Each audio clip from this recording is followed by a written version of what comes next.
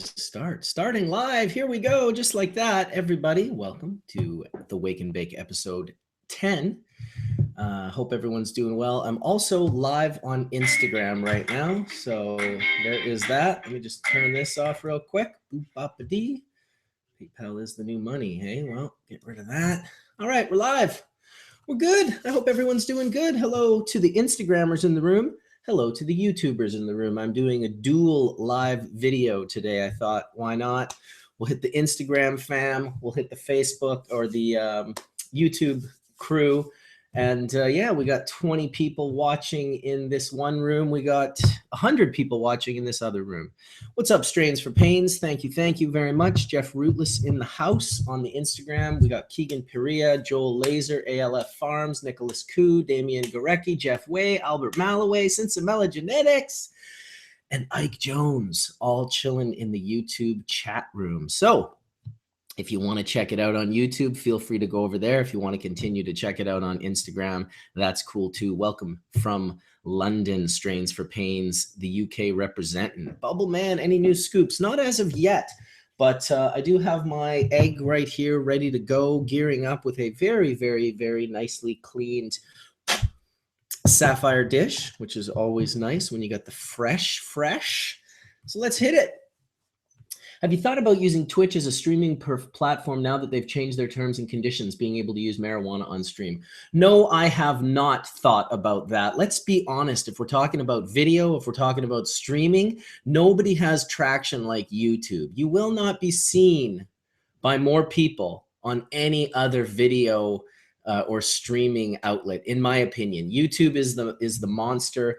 They're the ones that I prefer to do my stuff on. So between that and a little bit of Instagram, we got about 300 people watching live right now. So it's good to go. Why don't we have a little dab, shall we? Got a little dunk ready here. Hitting some of that 09 Cookies dry sift rosin that I pressed out. Yes, Johnny Pot Smoker, that will happen. We will make a little batch in the 1 gallon. How fun would that be, just sitting hands stirring a little 1 gallon batch, pulling the bags? Super easy. We could do that. No problem. Recommendations for UCAN. I missed that question. You'll have to ask it again. Yeah, Twitch is on the come up. That's cool. You know, whenever I hear someone telling me about a new website that I should be posting videos to, I remind them that YouTube already exists. It's kind of like creating a page where you can post pictures. It's called Instagram. And generally, if I'm going to post a picture, it's going to be on Instagram. Live rosin, that is a misnomer. There's no such thing. That's just called wet rosin. And no, I'm not a fan of it whatsoever. Let's have a little rip here, shall we, everybody? On the 4, 3, 2, 1, and dunks up.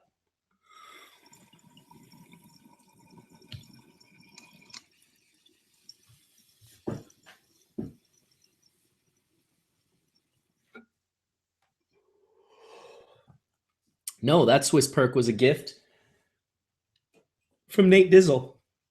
Nate Dizzle gave me this Swiss perk, as he gave the one that Rob Clark has, and he gave the one that Skunkman Sam has. All gifts the same year to the three of us.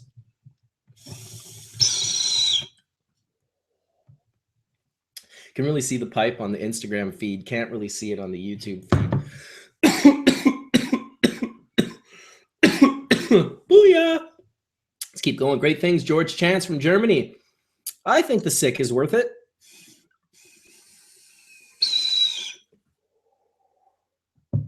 Oh, yeah. Got my little marble slinger, sort of old school jar. I think I got this from Sling back in maybe 2002, 2003. What do I mean? Wet resin? Rosin, I mean, when people run fresh frozen material and call it live, which I assure you it's not. Live is when the plant is living and on the plant. These are all just misnomer names for marketing ploys to sell you resin. You know, I feel so blessed that I got into this early enough that when I chose the name Bubble and Bubbleman and Bubble Bags, it was really more like I just kind of need to do this. So because I've already got all this happening and I don't want to bite anything from the isolator that already existed. I really wanted to come up with something new. But back then it was before everyone was trying to come up with something, everyone was coming up with a term to try and own or have something. And with Bubble Hash, it was never really about that. It was really about just making sure that I didn't bite anyone that was currently involved or priorly involved. And it was soon after, naming Bubble Hash that it was, I think the next one to come was probably from ResDog and Soma, when Soma found out he could turn his less than desirable heads from Bubble into a jelly hash, which was the BHO mixture with the Bubble Hash. So that was the next kind of, it went from, Bubble Hash, and then we got the jelly hash. And from there, it blew up to Ice Wax and Solventless and, 50 other names, which totally are understandable. I get that everyone was probably coming from the same place. Like, I don't want to bite. Although it seems like it's gotten so out of hand at this point where anyone just wants to name something and boom, boom, boom. There it is. If it ain't bubble, it ain't worth the trouble. I agree. Melt bags, Bubble bags, Bubble bag guy, like all the fun, Bubble sacks. There's been some good ones over the years. I feel you, Johnny Potsmoker. I mean, church grew way, way beyond me. I feel at this point in time, I sort of have to, be more of a moderator than a member of the church. And so these videos allow me to be me. I don't have to worry about anyone else. I'm just doing my own thing. And, it's what you do. It's what you do, trying to read as well as talk. So hello, Casey from Boston. Shoot, Sal, I'll try to answer it if I can see it. When did you start dabbing Bubble? Maybe like 3 or 4 or 5 years ago. I don't know. I was, I was kind of dabbing Bubble in the sense that I was using the flame and the light hit with the match or the beeline, often not like torching it right to the end. So I understood what it was like to get a nice light dab-like vapor hit off of a stainless steel screen.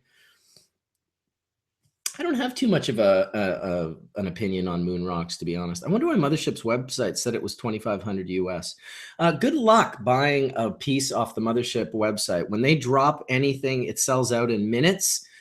Eggs generally will sell for like 3,000 to 4,000 US, depending on the egg, depending on if it has any frosting on it, depending on who's owned it and where it's traveled and where it's been.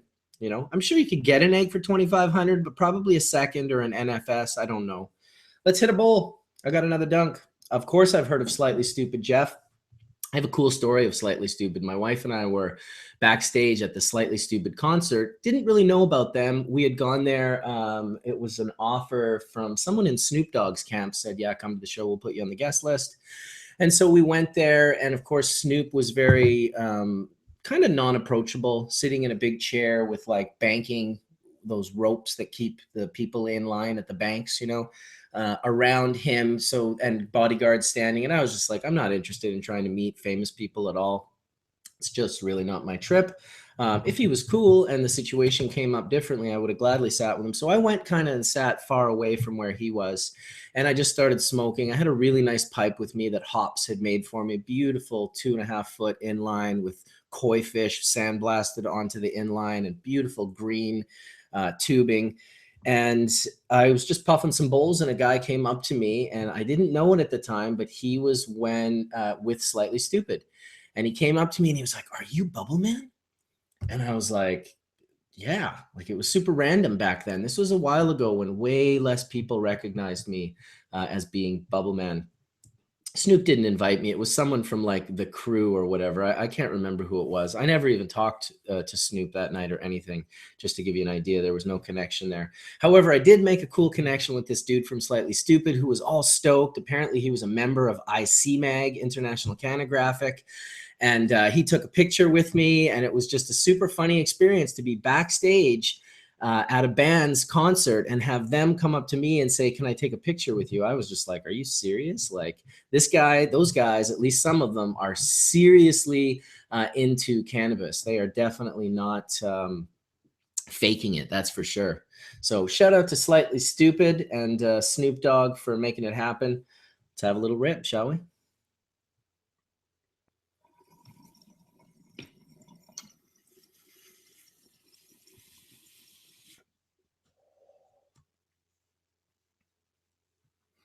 Well, ex crucio, it's hard to say. You can tell him that if he wants the word of God to tell him the quality of his material, that's one way of doing it. It's kind of like a test to see if your resin produces the way you think it produces, because it's much easier to cognitively dissonant the facts into the back of your mind when it's hiding on herb.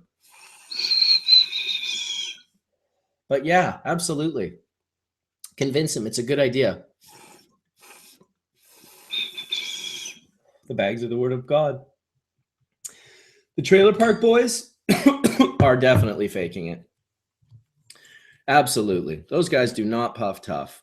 Not the ones that I've met. And I remember when one of them came to they're method actors. They're super cool. They're comedians. I don't call them out. I don't think it's anything negative, but they just don't. They're just not, they're actors.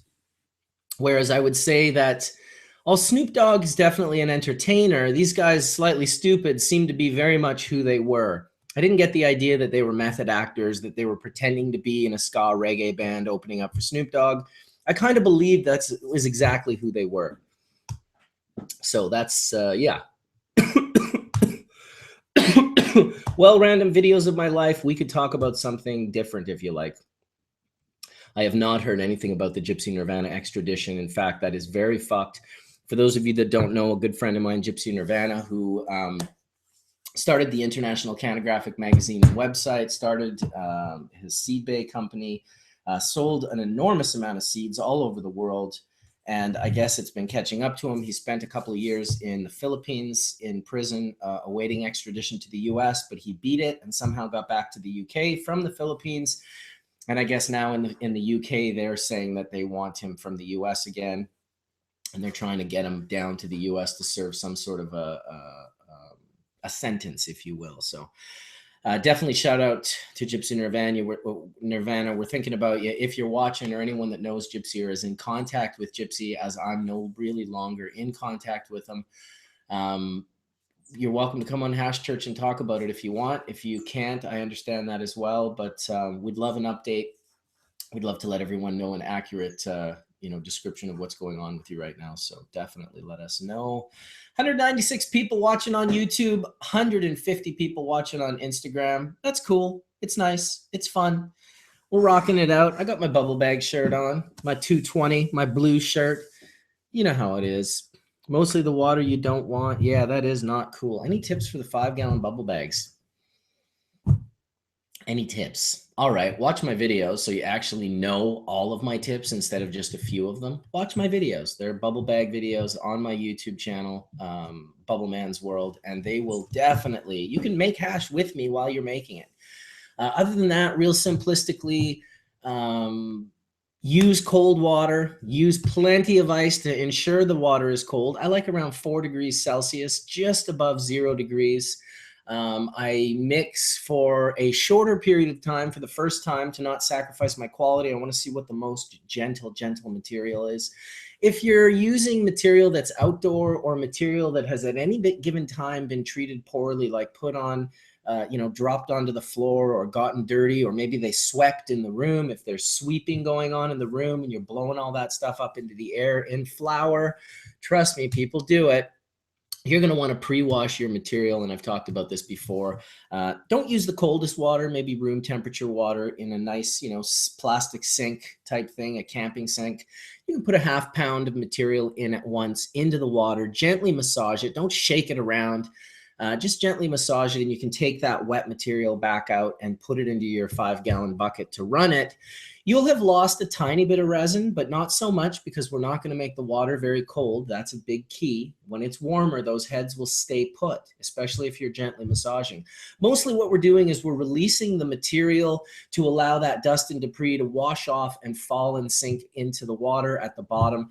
You can pick it up gently. Of course, at the end of it, there are ways that you can still filter that material through, say, a 45 micron bag, collect the resin, and still use it for things like coconut oil extracts or edibles. And so that's a very important factor. A lot of people sometimes will wash a second time and they'll get a higher quality, a nicer color, a purer looking resin. And that's because they didn't pre-wash. So pre-washing is very important. Definitely don't forget it. Using a ton of ice is very important. It's keeping the water at temperature, but it's also knocking back and forth and smashing and knocking those delicate gland heads off of their capitate stalks and allowing them to sink down into the screens in the first place. So that's all very important. A nice short mix won't sacrifice quality. You can pour and filter and go back and remix as many times as you want. If you're overstuffing your bag, and overstuffing your bag is anything over 200 dried grams in a 5-gallon bucket, 200 grams could be up to 800 to 1,000 grams of wet material, fresh material. So if it's not all just buds and there's a lot of leaf, you might want to even use less. And you'll be able to find your sweet spot by figuring out your returns. Back in the day when I first started this, it was so new to people that people were running 200 grams fresh and being like, yeah, man, I got like 33 grams or whatever. It's like, oh, wow, what a great return that is, because 100 grams dry should yield at least 7 to 15 grams of resin, and higher if you've got really high quality resin. People started using fresh when that became a new thing. They would write me and say, hey, I got way less. I used 200 grams and I only got, like a few grams. And it's like, well, yeah, because most of the 200 grams that you ran was water. If you can imagine back then, people really didn't know. And this is back in the late 90s, early 2000s, when I started teaching people about the joys and the beautifulness of water extraction. Because I'll tell you, from a perspective of people that only had access to cannabis, to suddenly be able to make super high quality resin on their own at home it was a game changer, a real game changer. Still going Instagram. I don't see any more typing. Not sure if that's still going. We got 125 people in Instagram, or 130, and 200 in YouTube. So still sitting above the 300 mark. Love it. Happy. And then Sift. Yes, Bubble. And then Sift eventually. Jay Spontanelli. Of course, I met the Skunkman Sam in 1995. He blew my mind by puffing some full melt resin in a bong that dripped down the screen and dripped down the downstem. It was the first time I heard anyone say, if it don't bubble, it ain't worth the trouble. It's probably on the back of my shirt. And that was, of course, Skunkman Sam and Rob Clark talking about the 50, which was the Ciroc, as my friend BP called it back in the day. But it was the dry sift 99.9% gland heads. So very, very big game changer. It's why I used that. It took me 4 years to figure out a method to produce a hash of that purity. And that was only when I learned about water hash. It was many years later before I actually learned how to isolate and separate gland heads. And of course, I was sharing that information by selling the screens and the tools, offering customer service, as well as, photo essays and videos of techniques like carding to be able to push those contaminations through the screen while leaving the higher quality on top of the screen. Most people back before I started teaching about multi-screen dry sifting really had no idea whatsoever. A lot of people talk a big game now, but I'll tell you, you can go back on the internet and look through old archives of different cannabis websites. And many people had no idea. Like 99.9% people had not a clue. So, exactly. Hello, I love rosin, and hello to everyone. I don't know. I think this was a pretty good little short video. We got a couple hundred people over here and 130 people over here. Of course, I know Hash Bean. Absolutely. Yep. No, I know Hash Bean. He's a good friend of mine. I've hung out with him and puffed tough with the Bean in Amsterdam. Always enjoyed hanging out with Hash Bean. Kind of miss him. Haven't seen him in a long time. I'm trying to think, was Hash Bean he was from Denmark. That's right. Okay. Yeah, that's right. I was talking to a friend earlier who's in Norway, and I kind of always get Norway and Denmark a little mixed up, not because I've ever been to both of those places, but because I have not been to both those places. How else could you mix them up? You guys ready for another dunk? Last one of this particular Wake and Bake, episode 10. I hope we dropped some knowledge. I always want to learn or teach a little bit of something on these little videos. So let's hit one more and we'll call it a day. Boom, boom, shaboom.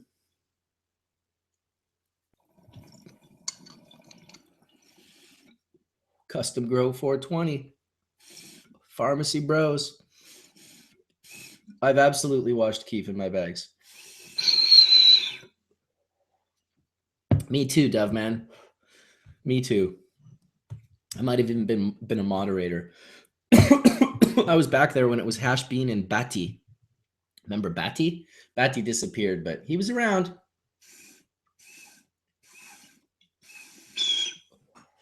I'm not sure if he still runs it, but it's definitely still up and running. I popped in there like maybe a month ago just to see if it was still happening, and indeed it was. There were a few people in there. I've never been to Finland, Tofu Rasta. Maybe one day. Make the whole trip. All right, everybody. I guess I'm going to move on. Thank you for coming and hanging out for another little Wake and Bake video. We will do it again tomorrow. You know we will. So, yeah, I'll end it as I always do. May the full melt bless your bowl sooner than later. Peace out, everybody.